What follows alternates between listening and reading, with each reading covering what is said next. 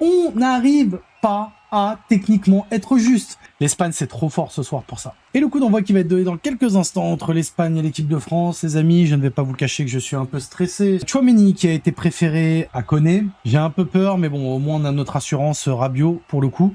Sur l'équipe, encore une fois, ma crainte principale va être Yamal face à Digne. Côté espagnol, le seul changement qui a été opéré et que je trouve pertinent, c'est Ruiz. Ruiz qui va jouer à la place de Pedri. Pedri qui est un peu fantomatique. Attention derrière, Cucurella, encore une fois, qui pour moi est le meilleur joueur espagnol depuis le premier match contre Cap-Vert. L'Espagne qui monte en puissance. Faut faire attention, ça aussi. Je vous ai toujours dit les dynamiques dans les tournois comme ça réduits. Ah là là là là là là là là là. Depuis l'hydration break, on n'y arrive pas. On n'y arrive pas depuis l'hydration break. C'est compliqué là. Ça commence à devenir compliqué. Alors au début, il y a Colisée qui ratait. Tout le monde quasiment rate. Là, il fait donc la tête. Ok. Et ensuite, il va pour lever. Ah putain. Ouais. Ah mais Yamal il est malin. Yamal il est malin. Bah ouais. C'est ça que je vous dis, il est malin. Et il est malin, vu que Digne il envoie une patate, on va voir ce que... Voilà, non, ça va être pénalty, de toute façon ça sert à rien de chercher. Hein. Ah, et le ballon, merci Fof pour le... Et attention, hier ça va, il tire et le but espagnol.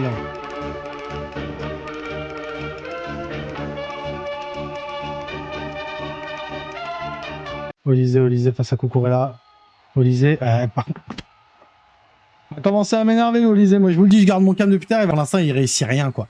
Il arrive quasiment à rien dans ce match. Hein. Dès qu'il veut prendre un risque, c'est paumé. Dès qu'il prend un risque, ça commence à m'agacer, je vais être honnête avec vous, là. C'est qui a marqué, joueur? Est-ce que tu penses que lorsque tu poses la question de c'est qui a marqué, je vais te donner l'arbitre ou un supporter? Et à noter que changement à la mi-temps. On a la sortie de Rabiot. Pour connaître. Aïe. Ah, j'aime pas ça. Mais j'aime pas parce que Rabiot, c'était le seul qui tenait la baraque à peu près. Alors, je comprends la stratégie du carton jaune. Il y a une erreur d'inattention, penalty. Tu donnes confiance à l'Espagne. Au pire moment, ça veut dire au moment où toi, t'étais devant, légèrement. En tout cas, sur les zones de jeu. T'étais un peu devant, mais tu t'es pas vraiment créé d'occasion. T'as laissé l'Espagne se créer un but sur leur première occasion. C'est compliqué, mais on est à l'envers. On est à l'envers sur ce match-là, pour moi. On est à l'envers et tactiquement, en fait, le jaune de Rabiot vient te pourrir le plan que pouvait avoir Deschamps. Il a été saccagé à ce moment-là. Saliba qui sort, mal au dos. Mais on savait que ça pouvait craquer à tout moment, donc on va voir à la croix, mais j'ai un peu peur. C'est compliqué. Je veux pas être défaitiste, les amis, mais là, ce que je vois devant mes yeux, ça va être compliqué tout le match. Rodri, au final, il est toujours libre. Il fait ce qu'il veut. Il peut jouer comme s'il avait 18. On le dérange pas. Il est dans un canapé. Il est dans un fauteuil. Mais pour moi, sur un match comme ça, tu peux pas mener au score. Tu peux pas. Et je trouve que là, pour la seule fois depuis longtemps maintenant, je peux le dire, Deschamps, pour moi, il se trompe malheureusement. Tactiquement, là. Il se trompe tactiquement. Je comprends les intentions derrière, mais l'Espagne, c'est trop fort ce soir pour ça. Tu peux pas te permettre... mener au score de sortir ton seul élément intéressant. Non, pour moi, c'est plutôt du côté de Digne qu'il faut voir. Et puis devant, on n'arrive pas à ressortir le ballon. Ouais, mais en fait, Cherki. Arrêtez avec ça. Vous voyez pas que depuis la première mi-temps, on n'arrive pas à ressortir le ballon? Vous voyez pas qu'on n'arrive pas le ballon n'arrive pas à sortir. Vous voulez Cherki, mais déjà Cherki, il faudrait qu'il ait le ballon. En fait, vous comprenez pas quel est le problème. En fait, vous voyez pas le jeu d'échecs qui est en train de se faire devant vos yeux. Le jeu d'échecs, c'est que l'Espagne, sans même avoir à courir, arrive à être dans les intervalles que depuis maintenant la sortie de Rabiot, c'est encore pire. Il y a un espace béant. Tchouaméni, il est complètement dans la défense. Je comprends pas ce qu'il fout là. Il laisse Koné complètement tout seul au milieu de tous les Espagnols. C'est un calvaire. C'est un calvaire. Et derrière, quand le ballon il arrive à nos attaquants, une fois sur 150, on n'arrive pas à techniquement être juste.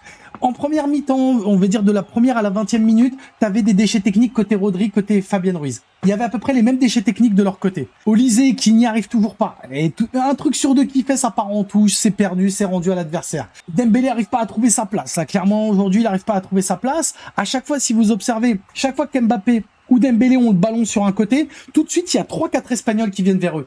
Ils savent ce qu'ils font. Ils savent ce qu'ils font, les Espagnols. Ils savent ce qu'ils font. Et pendant ce temps-là, nous, on est incapables d'amener le ballon rapidement de l'autre côté. Parce que c'est ça qu'il faut faire. Dans la surface, tu vois, il y a 4 joueurs vers toi.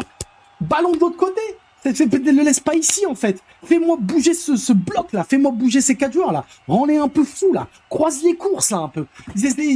On est à l'envers, on est à l'envers. C'est pas fini les amis, bien sûr que c'est pas fini les gars, bien sûr que c'est pas fini, mais désolé, mais je vous parle comme un mec qui est dans le foot tout le temps, en fait toutes les semaines. Et là ce que je vois là, ça... Après un coup est toujours possible, 1-0 c'est toujours possible encore, mais voilà, ce prochain but là, s'il y en a un, il va être déterminant. Sur Ruiz qui peut décaler sur Porro.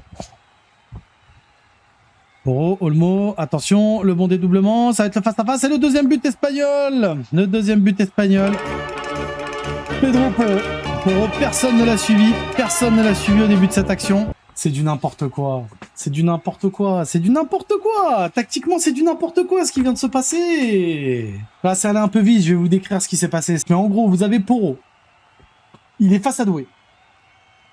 Il fait la passe à Olmo, qui est dos au jeu, à l'entrée de la surface de réparation. Upamecano n'est pas très loin de lui, il va pouvoir intervenir. Porro, il joue juste le 1-2, juste la pure remise. Problème, c'est quoi? C'est que Doué, qui vient de rentrer, il suit pas le mouvement de Porro. Koné, d'ailleurs, qui n'est pas assez porteur, parce que là, on le voit, Tchouaméni, en fait, et Koné sont pas assez porteurs. Ils sont beaucoup trop à droite. Donc au final, c'est Doué qui doit faire ça, et Koné vient pas, il regarde le ballon aussi. C'est-à-dire que les deux se retournent. Pendant ce temps-là, de surcroît, on a Lacroix qui va pour faire la même intervention. Mais au final, il est complètement tranquille et complètement couvert par Koundé. Mais Koundé, en même temps, c'est pas anormal étant donné qu'il est sur son joueur. Donc c'est pas anormal. Koundé, on peut pas lui en vouloir d'avoir couvert, mais c'est derrière pour eux le sang-froid d'un attaquant de pointe. Côté fermé, il a juste Maignan en face à face, mais c'est trop facile ce but. Ce but, frère, ce but, c'est le genre de but que tu essayes de faire marquer à des 8. C'est ce que tu essayes de leur expliquer tactiquement. N'hésite pas à lâcher le ballon, faire un déplacement. Je veux dire, je vais pas vous apprendre que le 1-2, c'est quand même quelque chose que tu apprends tôt aux jeunes, quoi. Écoutez, je vais vous laisser. Les Espagnols, fêtez bien tout ça. Et l'Espagne est montée en puissance. Et c'est le plus important dans un mondial. C'est d'arriver à ne pas se faire éliminer et d'arriver plus fort à la fin qu'au début. Tu peux faire flop 11, bah pas loin, pas tous, mais pas loin. Mais malheureusement, je ne peux même pas avoir la rage. C'est impossible d'avoir la rage, quoi. Je joue pour des gens que si je marque pas, ils vont penser que je suis un singe.